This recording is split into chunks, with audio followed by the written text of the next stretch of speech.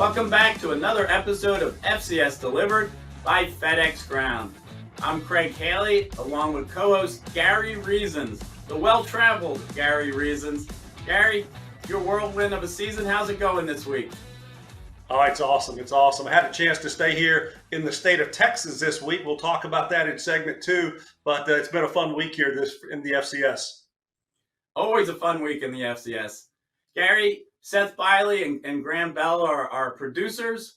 You can find all our coverage on theanalyst.com. And for FCS Delivered, presented by FedEx Ground, we're on many podcast platforms: Spotify, Amazon, Apple, Google Podcasts, Stitcher, iHeartRadio, and others.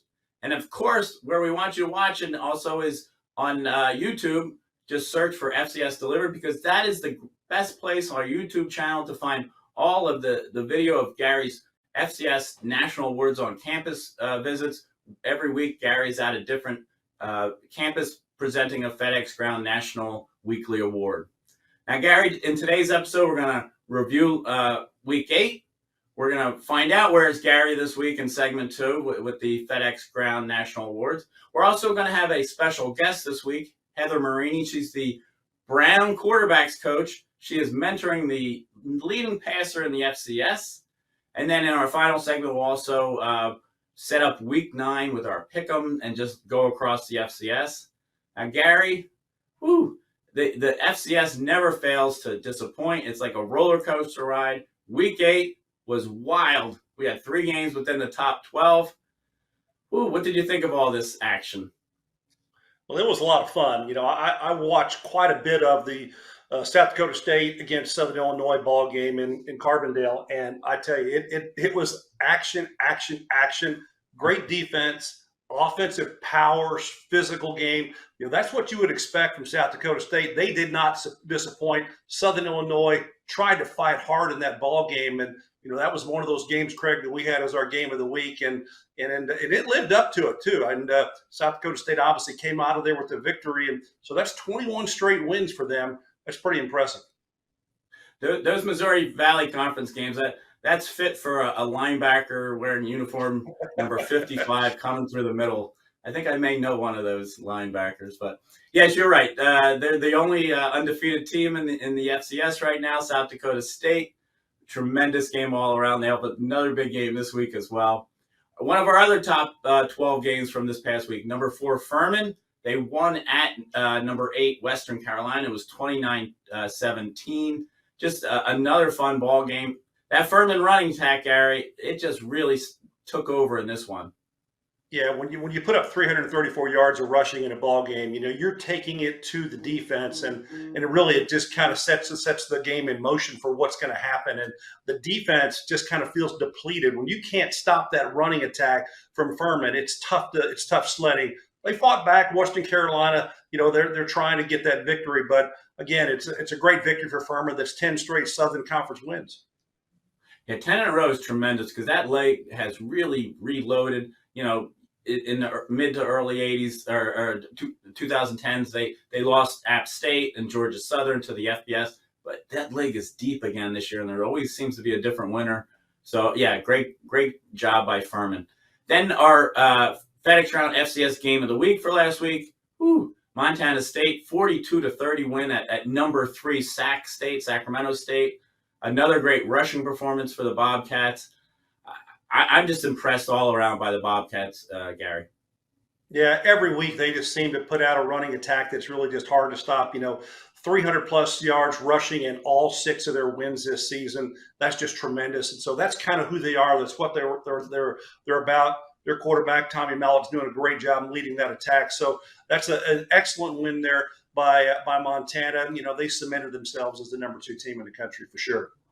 Yeah, Tommy was the Big Sky player, the offensive player of the week. And to have him and Sean Chambers, just 2 quarterbacks coming at you at relentless. And Tommy's just back second week from an injury. And for him to be player of the week just show how talented that team is. Now, we did mention earlier, Gary, that South Dakota State is the only remaining unbeaten team in the FCS, and that's because Harvard was knocked off this past week in the Ivy League. Princeton beat them 21-14, so that leaves the Jackrabbits alone, our number 1 team in the Stat Perform FCS Top 25. Now, speaking of the Ivy League, Gary, Brown, they beat Princeton a week earlier. Just shows you how that league is going back and forth with tight games. Brown is 3-3. They did lose to Cornell last week, but this week, Brown is at Penn. And the reason I bring it up is our special guest this week is Heather Marini. Heather is the Brown quarterbacks coach. She's in her season coaching with the Bears. When she was hired in 2020, she was the first female position coach in Division I history. She's a native of Australia, bachelor degrees at 2 universities in Australia. She is not new to quarterback success. She was a quarterback, and she mentored E.J. Perry, who's had time in the NFL, and now Jake Wilcox, as I mentioned, the leading passer in passing yards per game in the FCS. Heather, we are thrilled to have you here, Gary and I. Welcome aboard. How are you doing? Doing well. Thanks for having me. I tell you, just thrilling to learn about your background. I've taken note of you in recent years, and just outstanding to have you on our show. Can you kind of talk about that background? I mean, you made the move from Australia to the United States in 2019. Just tell us about how your time in the U.S. Yeah, so it was great. I moved over here with my husband in 2017 after having coached American football in Australia for 10 years. I always grew up around sports, and it was such a neat experience to start coaching football on this side of the international date line, starting with a job at the New York Jets and seeing how things work at the highest level to being able to experience college football has been incredible. Now, Heather, you talked about your Jets experience. I'm sure that was very rewarding for you. But also talk about the Ivy League. You're not the first, but there was an opportunity for coaching for female coaches at the Ivy League. Talk about that experience in that conference. Yeah, I mean, the Ivy League has always done a great job leading the way and being innovative. And I think, for me, working with Coach Perry and the staff here, I wasn't the first female that Coach Perry had in his coaching staff, having had GAs and quality control assistants before. And he was really open to just hiring the best people and having new ideas and, being able to come into a staff that, didn't blink an eye when I had a seat at the table was really rewarding. And I think the Ivy League overall has done a really great job in making sure that, women, but everyone who has ideas and experience in football, deserves to be an opportunity to contribute to programs. And I think, really coaches who just want the best for their programs are always open to hiring 100% of the population, not just limiting themselves to men.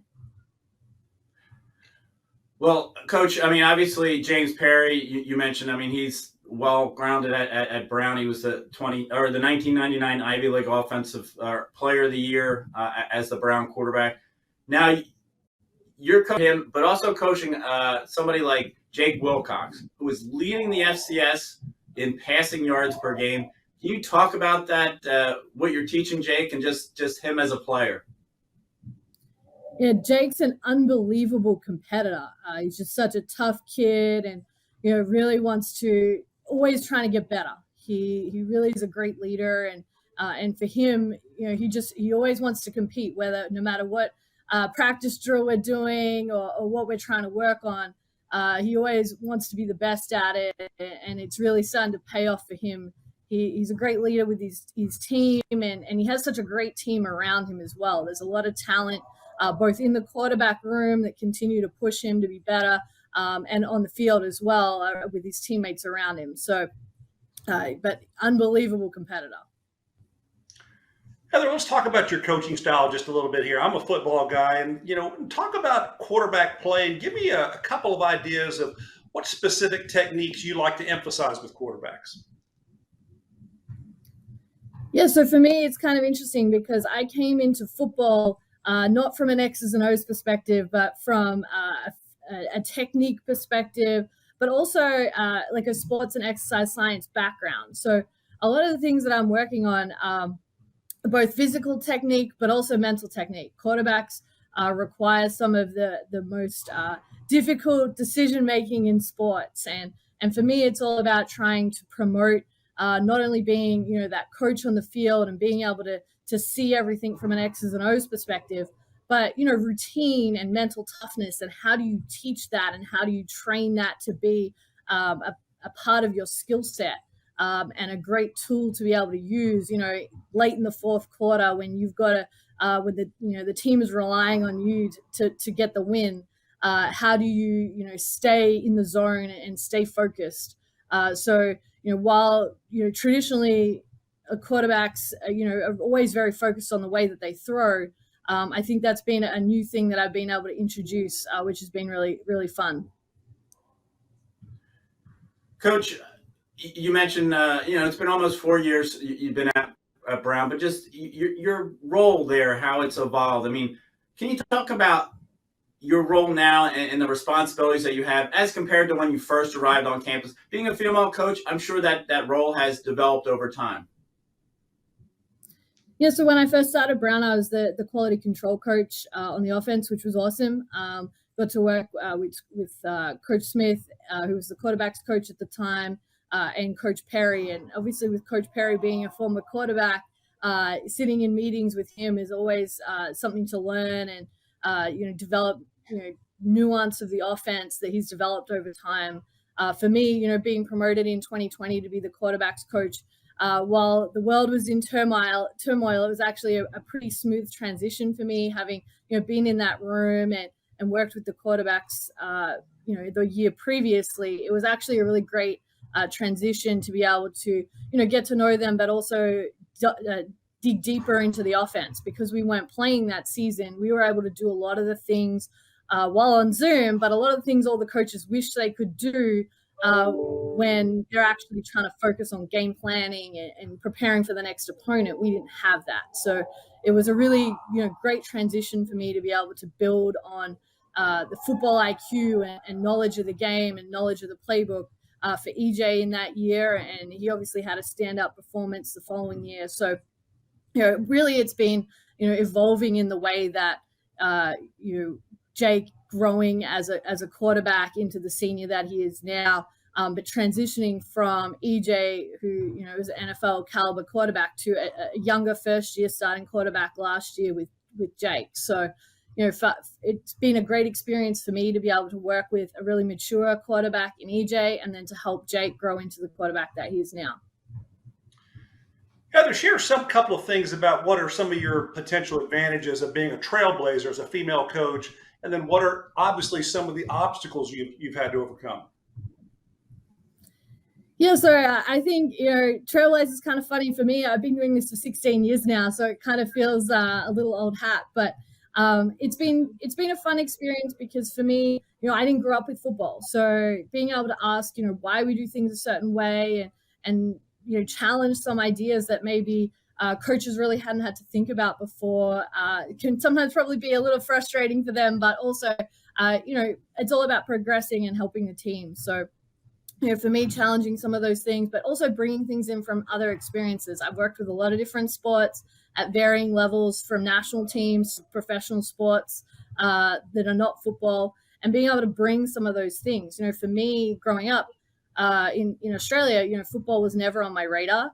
But football really is the combination of all those other sports put together. How agility drills that tennis players use and basketball players use can be translated into, changing direction on a football field. It's really all human movement at the end of the day. And, being able to introduce some novel things that I've learned from other sports has really been able to help my players, which is awesome. From a challenge perspective, I get all the time, oh, you never played. Well, actually, women's football here in the US, but also in Australia, has been around for a really long time. And there's a lot of really great female football players as well. But to me, it's just, it's a tool that I have in my toolbox, but it doesn't necessarily, describe everything that I am as a coach. And being able to major in coaching in college and coach other sports, being able to refine your skills in other ways other than just having a transition from being a player immediately to being a coach. It really has while it's been a challenge, has been a really big part of developing my coaching skills. That is truly fascinating, Heather. Now, Coach, Gary is a true pro all the way through. He's too refined to ask this question. I'm not as refined, so I'm going to go ahead and ask it. You're up in Rhode Island, Providence, in New England, not too far away from Foxborough. On a scale of 1 to 10, the low being 1, high being a 10, how would you rate Bill Belichick's personality, especially after a loss? Well, I don't know Bill personally, so I never want to speculate what's like behind closed doors up there. I think any coach takes a loss hard, and part of being a good competitor is hating to lose. Everybody wants to win, but when you really hate to lose, it just makes everything amplified, I guess is the word I'm looking for. So he's had a lot of success over the years, and I certainly have respect for him. So whatever he's doing after a loss, I'm sure is only going to make him and the team better. Well, I promise you this, Bill Belichick, after any loss, is pretty grumpy. He was always that way with us with the Giants, and he hasn't changed his tune whatsoever with his time with the Patriots. That's definitely the case. Hey, let me ask you a little bit about you're still playing. You're competitive now. You still have a spot as a quarterback and a punter with the Australian national team and also the Boston Renegades of the Women's Football Alliance. Talk about that and why do you keep going on the playing side as well? Yeah, I don't know. Maybe I'm crazy. In Australia, I grew up. You play club sports on the weekend after your regular day job, and I think sports is integral to the Australian way of life. So I kind of was never really an unusual thing for me to think about doing. But being able to be part of the Boston Renegades and win some national championships the last few years has been unbelievable for me. Being around football, in my off time has always been something that I've done, and being able to learn from incredible female players and coaches who really dedicate themselves to the women's game has been, a great educational experience for me as well. I'm really humbled by the talent that I get to step on the field with, and humbled by the competition and how these women dedicate themselves to the game and how much they love football. To me, being around that when I'm not here at work, when football is a business and it's what you do for work, it's kind of nice to be able to celebrate football in all its forms and be a part of that. But working with Alison Cahill, who's one of the best women's quarterbacks who's ever stepped foot on the field. She's the Tom Brady of women's quarterbacks, and she's going to have more rings by the time she retires. So it's been an incredible experience. The World Championships is unbelievable experience to be a part of. Seeing women from all these different countries play football and celebrate it. Really reminds you like how much we do this because we love the game so much. And sometimes it's very easy to get tied down in X's and O's and buried under wins and losses. But, really we're doing this for the love of the game, and who you play with and who you play for is really, really important. Coach, one last question for me. If you were writing the Heather Marini story, what adjectives would you use? Wow, that's a really great question. I think, for me, it's all about opportunities, and for me, hard work is always been important, but really it's about living and about taking opportunities as they come your way. I always say, like, you never know which handshake is going to be an opportunity for you later in life. So making the most of learning from new people, and I never would have got into football if I hadn't met my husband, and really embracing those opportunities is really what the story is about. It's interesting, Heather, you've got a very good grasp of football. You've got a very good grasp of what it takes to be a football player and also teaching the game. I think I see another future for your career. You got one more thing that you possibly could do. and that is step into the broadcast booth and be a liaison to globally talk about football from your perspective. And I think you have a future there because I hear you articulate the game exceptionally well, and it's very thought oriented, and you're a football leader on the field, and I commend you for that. I appreciate that. Well, Gary and I have been thrilled to have you on today's podcast. Coach Heather Marini, we thank you so much. Heather is the Brown quarterbacks coach. As we mentioned, she was the first female position coach in Division I history for football. 2020, she was hired at Brown. Coach, we know you have a big game this week. Brown is at Penn Friday night. We're going to say go Bears. We like those Quakers, but go Bears this week. Coach, thank you so much for joining Gary and I today. Thanks very much. Go Bears. We're going to take a break, and we will be right back with more of FCS Delivered, presented by FedEx Ground.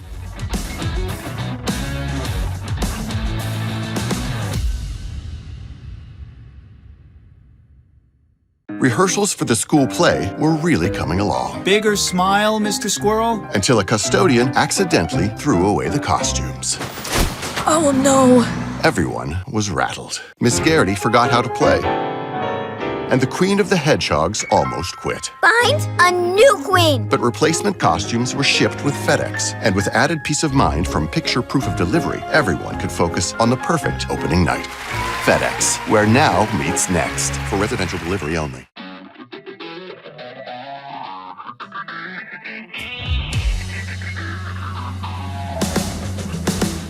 Welcome back to FCS Delivered, presented by FedEx Ground. I'm Craig Haley, along with co-host Gary Reasons, and segment 2 each week is our Where's Gary segment. We review our FCS National Awards on campus, where Gary makes a visit each week to one of our 5 FedEx Ground FCS National Players or Team of the Week. Now, Gary, we had 5 excellent winners this week. Who are we starting with?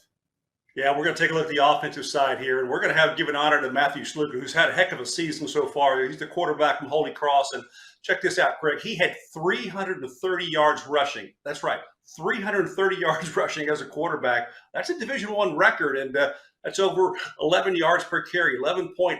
And he had 4 total touchdowns, 3 rushing, 1 passing against Lafayette. That was a tremendous effort. Wasn't a victory. Lafayette got the victory, but Matthew Sluka had one monster game. It was a tremendous effort. That was a great game all around, Gary. I mean, our FedEx Ground FCS National Team of the Week was Lafayette, which won this thriller against Holy Cross 38-35.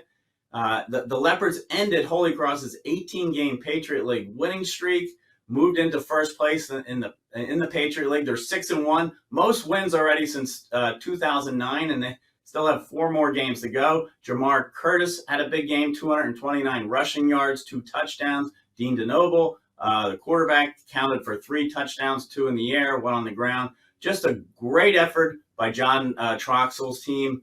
First place, Lafayette Leopards in the Patriot League. Okay, we'll go over to the defensive side. So our National Defensive Player of the Week is Kenny Gallup Jr. He's a safety from Howard, and that 27-23 win they had over Norfolk State. He had 11 tackles and an interception in that ball game, and his team at his team's 1-yard line with 5 seconds left. And he was also in on a tackle for loss and a sack. So a monster game again for Kenny Gallup Jr., safety from Howard, as our Defensive Player of the Week. In fact, we had 2 winners from HBCU. HBCUs. I mean, Taman Cook, kickoff returner from North Carolina A&T, our FedEx Ground FCS National Special Teams Player of the Week. He had a 91-yard touchdown return for a touchdown against Richmond. It's his 3rd on a kickoff that he's returned this year. He did it against North Carolina Central, Villanova, now Richmond. I mean, you talk about quality opponents that Taman has done this against. He also tied the school record, his 4th overall kickoff return for a touchdown in his career. Taman Cook, just a terrific FCS National Special Teams Player of the Week. Well, here we go into our Freshman Player of the Week. From the National Player is Richard Torres. He's a quarterback from UIW, and he entered the game, Craig. Look at this. He's the number 3 quarterback on the depth chart. The number 2 quarterback started the game. Zach Calzada could not get going. But Richard came in after halftime in the third quarter, and he turned around a 24-7 deficit into a win against McNeese and a 35-24 victory for the Cardinals. So he had 4 total touchdowns in that ball game, 3 passing, 1 rushing touchdown, and he threw for 161 yards. And he was our FCS National Awards, and we went on campus to UIW to look at him and talk about Richard Torres and that. So this is a way to get out to campus. It's right there. It's beautiful. It's in northern San Antonio and downtown. It is part of the Southland Conference, and Southland proud. They've been strong in the Southland Conference for the last several years. We had Lindsey Scott Jr. win the Walter Payton Award from there a year ago. Gail and Tom Benson are benefactors for the university, and they've done a great job there. This university is really, it's a niche little university. It is very compelling for student athletes to come there. The facilities are fantastic.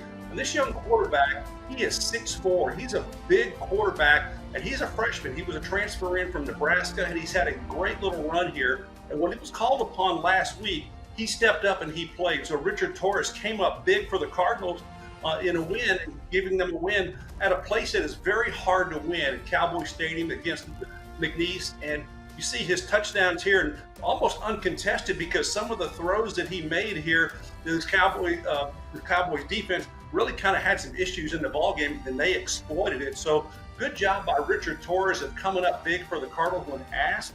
And he was fun to visit with. He's a big guy now. I was interviewing him this week, and you know, he's 6'4". He's a tall guy and very, very humble. We'll have some video shorts come out with him as well, and you'll get a chance to visit with him or hear him speak on there. And here's the guy there, and here's our representative from FedEx Ground. She is a very petite young lady, Vanessa Trevino. She is the HR business partner for FedEx Ground, and she joined us there to make that presentation.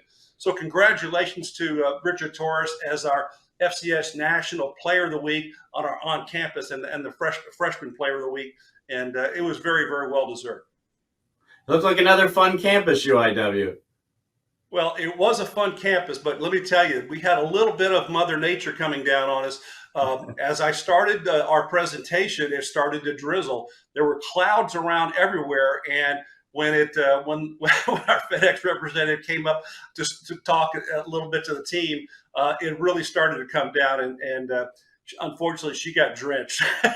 But it was really tough there. You'll see she's a petite person, and man, I tell you, it was fun to be out there and see some of the campus sites. So, thank you very much to Alexa Lowe, the athletic communications coordinator for UIW on the football side.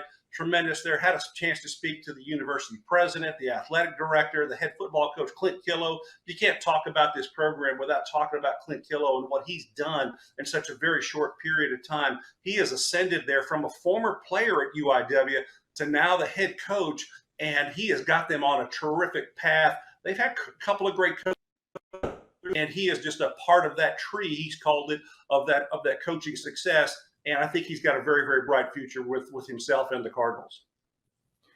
You know, Gary, in recent years, we've, not only has UIW, been a terrific program and actually got to the semifinals last year, almost knocked off North Dakota State.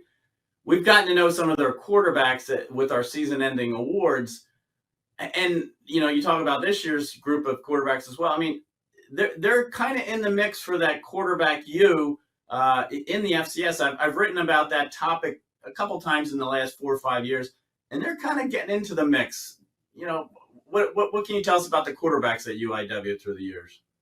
Well, they've had some great quarterbacks come through there. We take a look at Cameron Ward, who was our freshman Jerry Rice Award winner a couple of years back, and he's had an ascension in his career. And last year we had had Lindsey Scott become the Walter Payton Award winner. So pretty good quarterbacks through there. And Craig, in general, in the Southland Conference, it's been a pretty much a passing league here over the last several years. And you take a look at Cole Kelly winning our Walter Payton Award a couple of years back from Southeastern. So nothing new to throw the ball around the yard in the Southland Conference. But UIW, they have done it over 3 years consistently with different coaches, and the offense has been there, and the quarterback play has just been tremendous. Right now, Zach Calzada, he's number 3 in total passing yards with about 327 yards per ball game in total in the FCS. So he's right up there as one of the elite quarterbacks in the country. And Richard Torres, he did a pinch hitter, or whatever you want to throw him in there for a little while, and he did excellent. So it's a quarterback-driven system, and that's what what they play there. And these guys, they're just shining in it, and it's really fun to watch. Yeah, with quarterback U in the FCS, both times I've written about it, I kind of settled on North Dakota State just because they've developed these NFL high-level players. I mean, Carson Wentz, the number 2 pick in the NFL draft in 2017. That's the highest ever in the FCS era for an NFL draft pick. You talk about Trey Lance, he was third. You look at Easton Stick, the Chargers took him in the 4th round. Brock Jensen sort of got the FCS dynasty going. So I settled there. I mean, you certainly put Eastern Washington in the mix with, Eric Berry most recently winning a Walter Payton Award, and they've had 3 quarterbacks. They're probably more Eastern Washington wide receiver U than quarterback U, but I tell you, UIW has certainly gotten in the mix in recent years. Great job all around for the Cardinals. We're going to take a break here, and then we will be back with more FCS Delivered, presented by FedEx Ground.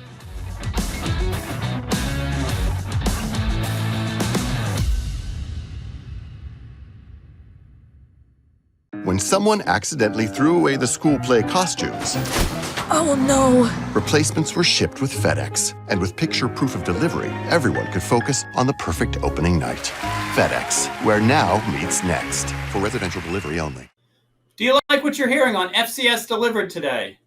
For more national FCS coverage, please go to theanalyst.com throughout the week.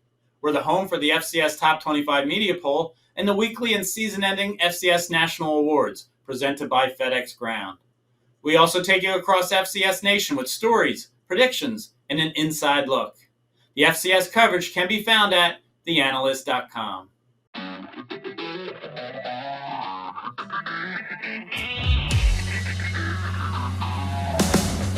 Welcome back to FCS Delivered, presented by FedEx Ground. I'm Craig Haley, along with co-host Gary Reasons, who's had another busy week.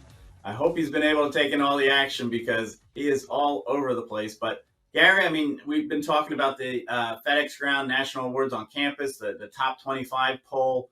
You can find all that coverage on theanalyst.com. We're always on X and social media talking FCS. Now, here we go into week 9 of the FCS season. And here's a very scary thought for you, Gary, right before Halloween. There's only 4 weeks of the regular season left in most conferences, all but the SWAC. I don't know where the season's gone, Gary. It has come and gone. It's just flowing. It really is. And, with me and all the travel and everything that I'm doing, packing a whole lot of things into it. And then getting to the weekend, it's kind of like I take time off where I get a chance to watch college football and kind of study it. It's been really fun. We're really just getting started here because we got a whole playoff series to go still when we start talking about December play. You are so right. This week's action, Gary, I just want to mention Buddy Pugh, the South Carolina State coach. Last season, he's going for his 150th career win. Just a legend in the MEAC. They're taking on North Carolina Central in a Thursday night game on ESPNU, I believe it is. He's just had a great career. Now let's go into our pick'em segment, Gary, and we have some good ones this week, just like we did last week. And we're going to go straight to the Big South OVC Football Association. The top 2 teams there are UT Martin and Southeast Missouri. They're 3-0 in conference time for the top. But there's a team lurking, the Gardner-Webb Running Bulls. They were the Big South champion last year, and now in the association they do have a loss, but they're hosting UT Martin. What do you think of this matchup? Well, it's going to be a good football game. There's no doubt about that. Gardner-Webb is playing very well. I think, though, that UT Martin, their defense is going to be the key in this thing, Craig, and I think they're going to get the W on the road. They're playing strong, and they've only allowed 7 points in the second half of the last 5 games. So that is strong defense, and so I'm going to go with UT Martin in this one. You're right. They've been a shutdown defense. I tell you, this is a game where every 5 minutes I flip. I originally thought UT Martin, but I'm gonna go with the Running Bulldogs. They definitely need this game. Jalen King has come in at quarterback the last 2 weeks. He's a freshman. The good thing is he has experienced players all around him. I'm going to say Gardner-Webb gets it done. Now, there's another game that's really standing out to me, Gary. It's in the SWAC, the Magic City Classic, Alabama A&M versus Alabama State. It's at Legion Field in Birmingham. You know, Gary, they drew over 67,000 fans last year, and they always do. They're always in that 60,000 range. This is a big-time matchup for FCS just because of the atmosphere, and it kind of just epitomizes FCS. Tell us about this game. Well, it's a game. If you have a chance to get down to Alabama, it's one you should go and look at and take in, because this is going to be kind of a spectacle of all the fans and everything there. I think Alabama A&M is probably going to get the Magic City Classic. I think they're probably going to beat Alabama State in this year. I have not a whole lot of reasons for it, because I think both teams are similar in structure, similar in what they can do. But I'm going to go with Alabama A&M in this one, Greg. Yeah, they are similar. And I happened to look earlier this week. The last 12 meetings, 4 times it's been decided by 1 point or 2 points. They're just always playing close games.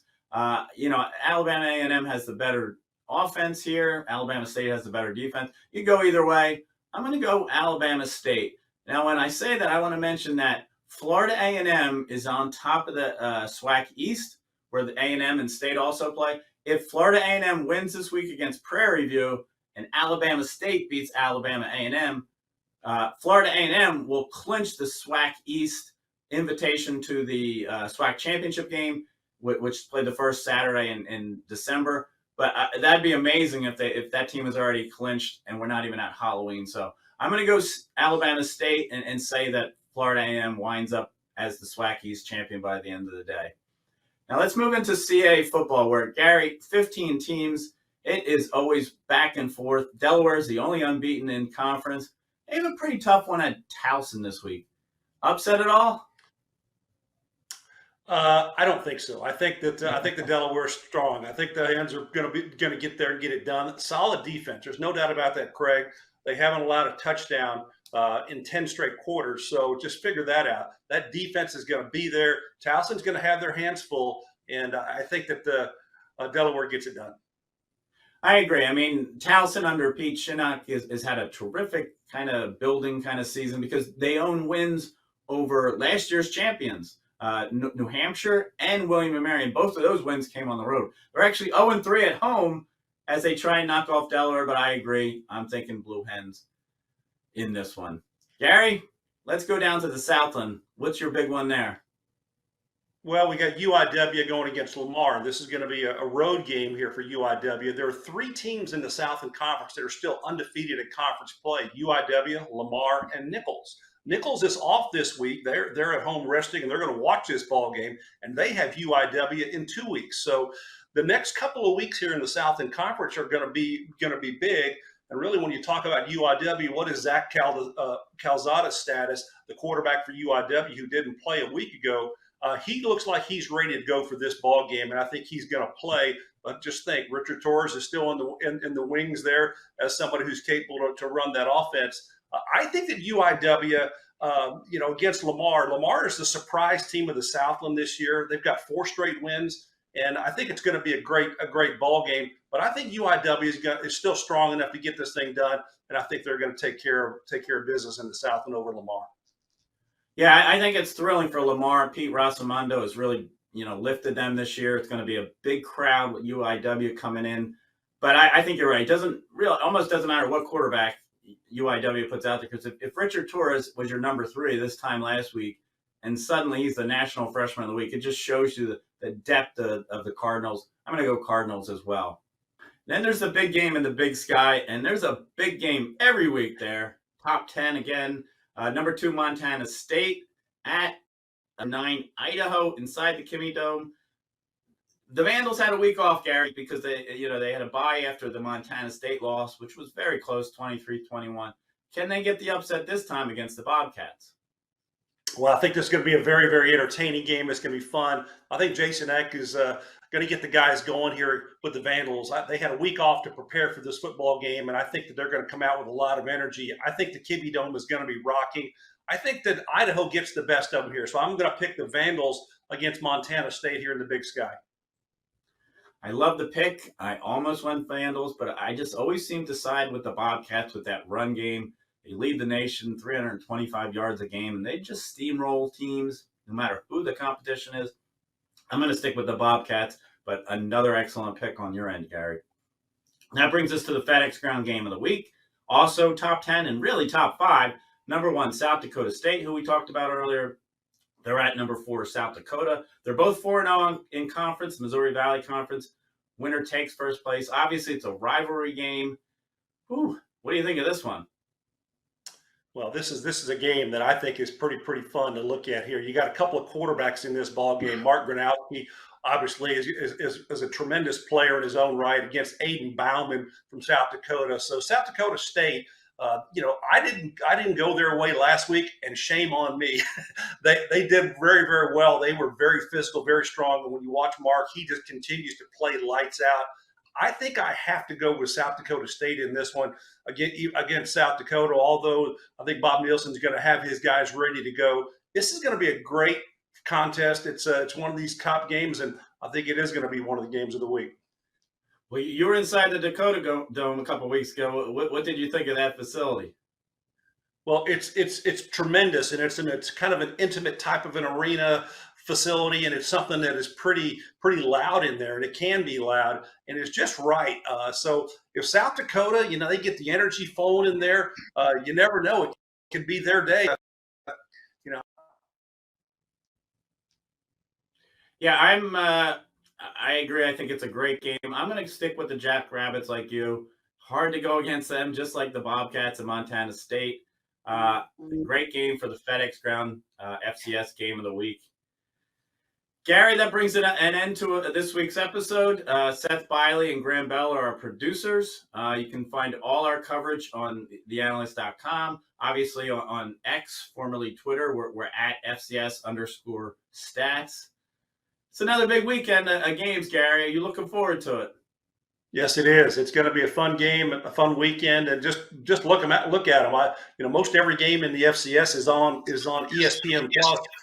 Take a look at it, and it's a lot of fun. You can pick whichever one you want. I flip back and forth a lot of times through the channels and seeing the games, and it's great coverage. So I enjoy listening to some of the commentary out there as well, and learn a few little things about the FCS community. So kind of like as I'm going along on these on-campus visits, just sharing more stories about FCS. It's really pretty cool.